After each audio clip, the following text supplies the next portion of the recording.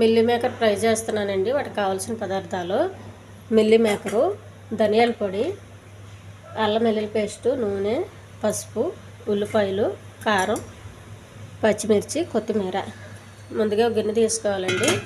Meal maker బాగా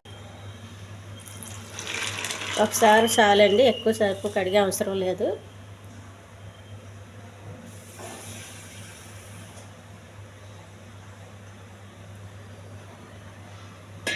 ఒక గిన్నెలో నీళ్ళు తీసుకోవాలండి. ఒక ఓల్స్ గిన్నె పెట్టుకోవాలి.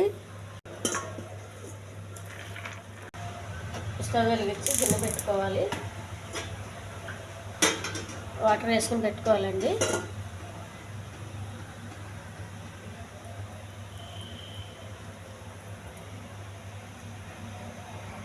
ఈ కడిగినవన్నీ ఈ ఆవిరిలో ఉడకనివ్వాలండి.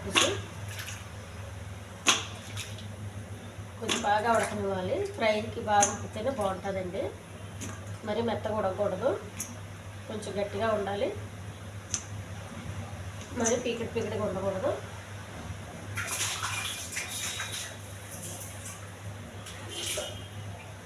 మూత పెట్టేయాలండి. ఈ ఉల్లిపాయలు కొంచెం చిన్నగా కోసుకోవాలి. పచ్చిమిర్చి, కొత్తిమీర కూడా అంతే.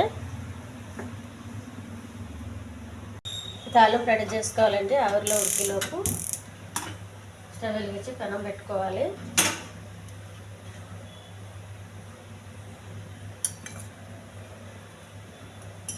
పెనం కొంచెం వేడవనివ్వాలి. కొద్దిగా ఆయిల్ అండి.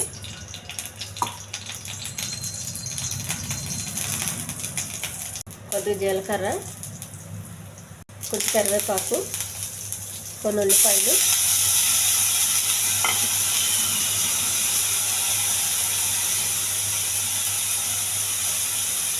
పచ్చిమిర్చి, ఇవన్నీ బాగా వేగాలి. ఆవిరిలో ఉడికినాయండి. కొంచెం గుడ్డతో తీయాలి.